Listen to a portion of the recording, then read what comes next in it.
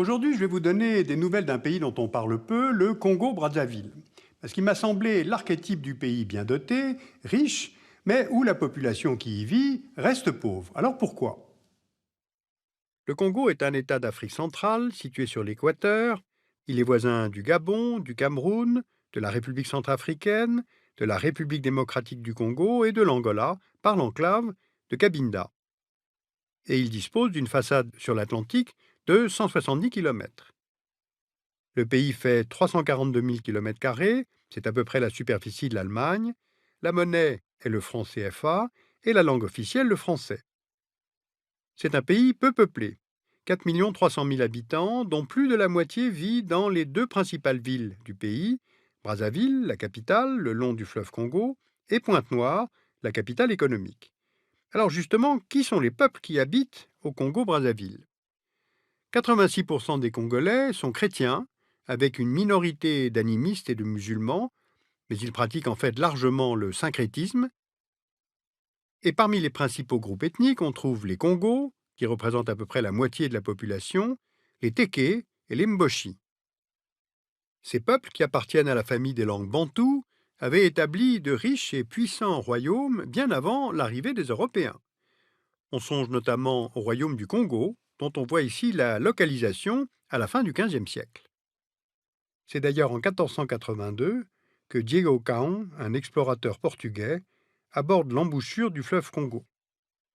Les Portugais entrent progressivement en contact avec les chefferies, apportent avec eux des missionnaires. En 1491, le roi Ndinga Nkuvu est même baptisé sous le nom de Jean Ier. À partir du XVIIe siècle, la région devient un centre important de la traite des Noirs. Les commerçants français, eux aussi, s'intéressent à ces territoires, étant également trafiquants d'esclaves et d'ivoire. En 1885, le Congrès de Berlin découpe le continent africain entre puissances européennes. Regardez cette carte publiée par la Royal Geographical Society. Elle montre l'Afrique centrale en 1890. À l'est du fleuve Congo, on voit l'État indépendant du Congo, sous souveraineté du roi de Belgique, Léopold II. À l'ouest, le Congo français, et puis on voit aussi l'enclave de Cabinda, placée sous protectorat portugais. 20 ans plus tard, en 1910, comme vous le voyez sur cette autre carte britannique, les territoires situés à l'est du fleuve Congo sont devenus le Congo belge, et à l'ouest, l'Afrique équatoriale française est créée. Elle regroupe le Moyen-Congo, le Gabon, le Tchad, l'Oubangui-Chari, avec Brazzaville pour chef-lieu. Un demi-siècle plus tard, en 1960, les deux Congos obtiennent leur indépendance, et tous deux prennent le nom de République du Congo. Et on les différencie alors par leur capitale. Le Congo belge devient le Congo-Kinshasa, et le Moyen-Congo devient le Congo-Brazzaville. L'ancien Congo belge prendra ensuite le nom de Zaïre entre 1971 et 1997, puis celui de République démocratique du Congo, souvent surnommé RDC. L'ancien Moyen Congo prendra quant à lui le nom de République populaire du Congo entre 1969 et 1992, avant de reprendre celui de République du Congo. Voilà donc l'origine des différences entre les deux Congos que l'on confond souvent. Alors aujourd'hui, comment vit le Congo-Brazzaville? Ce pays est particulièrement bien doté en ressources naturelles. D'abord les ressources hydrographiques. Il y a deux bassins fluviaux principaux, celui du fleuve Congo et celui du fleuve Kwilu-Nyari. Et de ce fait, les ressources renouvelables d'eau douce par habitant sont évaluées à 53 000 m3 par habitant, ce qui est considérable. Pour vous donner un ordre de grandeur, en France, la disponibilité moyenne par an par habitant en eau se situe autour de 3 000 m3. Donc, beaucoup d'eau au Congo.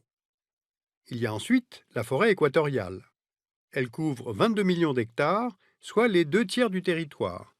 On y trouve des essences précieuses et semi-précieuses, telles l'okoumé, le sapelli, le limba notamment, dont les coupes sont largement exportées. Il y a aussi les ressources minières, d'importantes réserves de minerais de fer estimées à plus de 10 milliards de tonnes, soit à peu près 6% des réserves mondiales. On trouve également des mines de diamants, de cuivre, d'or. Et puis enfin, il y a le pétrole, presque exclusivement situé en offshore, avec une production d'environ 300 000 barils par jour en 2012. Dans le rapport annuel de British Petroleum, le Congo est le 6e producteur de pétrole en Afrique. Or, toute l'économie congolaise repose sur cette production et sur le raffinage, puisque le pétrole et ses dérivés représentent à la fois 90% des exportations du pays, 70% du PIB et 75% des recettes budgétaires. Donc on mesure ainsi le très grand niveau de dépendance par rapport au pétrole. Bien, voilà donc un pays riche, mais pas ses habitants, car la moitié de la population du Congo vit avec moins de 1,25 $ par jour en parité de pouvoir d'achat, c'est-à-dire sous la barre du seuil d'extrême pauvreté défini par la Banque mondiale.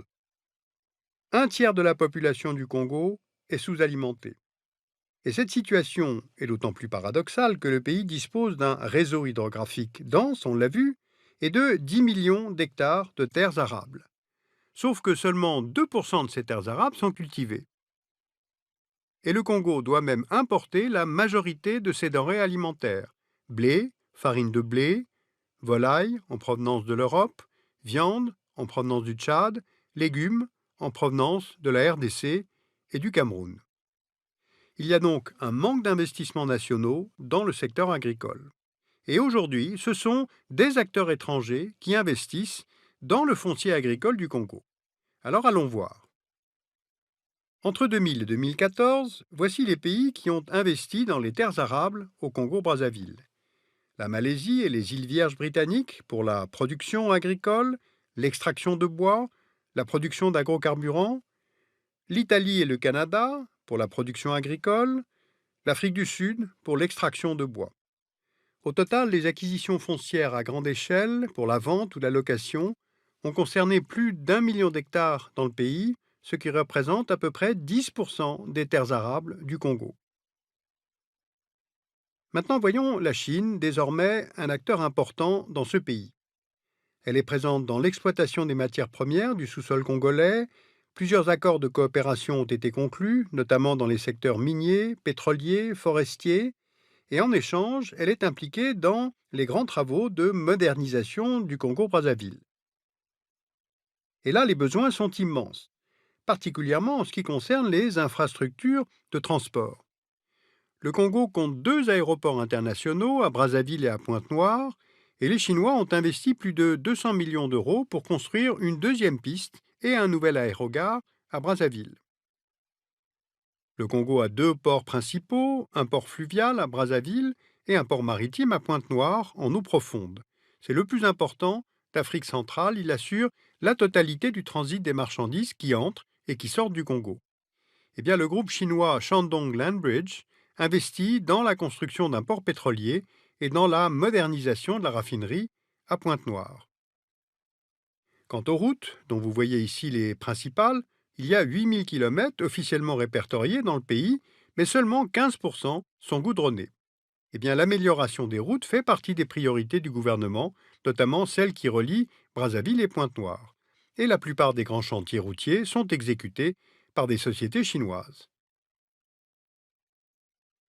Autre problème, seulement 900 km de réseau ferroviaire relient presque exclusivement Pointe-Noire à Brazzaville et ils sont en mauvais état. Alors il est bien question de faire de ce pays un émergent d'ici 2025, mais en fait le Congo est très peu inséré économiquement dans son environnement régional et puis surtout la région est très instable. Cette dernière carte nous montre la localisation des réfugiés sur le sol congolais. En 2013, selon le HCR, le Congo-Brazzaville accueillait 70 000 réfugiés et demandeurs d'asile, 260 réfugiés angolais chassés par les conflits qui se sont succédés dans leur pays entre 1961 et 2002 et par les tensions dans l'enclave de Cabinda, 8 000 réfugiés rwandais s'étant exilés à la suite du génocide, 11 000 réfugiés originaires de la République centrafricaine, arrivés depuis mars 2013, ayant bien sûr fui la crise en cours dans le pays, et plus de 50 000 réfugiés originaires de RDC, arrivés en 2009.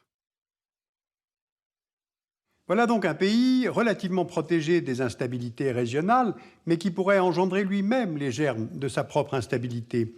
L'économie informelle y est très développée, autour de 50% du PIB officiel, donc l'assiette fiscale est réduite d'autant. D'après le classement de Doing Business de la Banque mondiale, le Congo est très très mal noté, très mal classé. D'après l'index de la démocratie de The Economist, publié chaque année, le Congo est classé régime autoritaire, avec une corruption endémique et qui bénéficie de l'impunité. Il a été noté que chaque année, environ 1,5 milliard de dollars non traçables quittent le Congo. Alors où vont-ils et au profit de qui?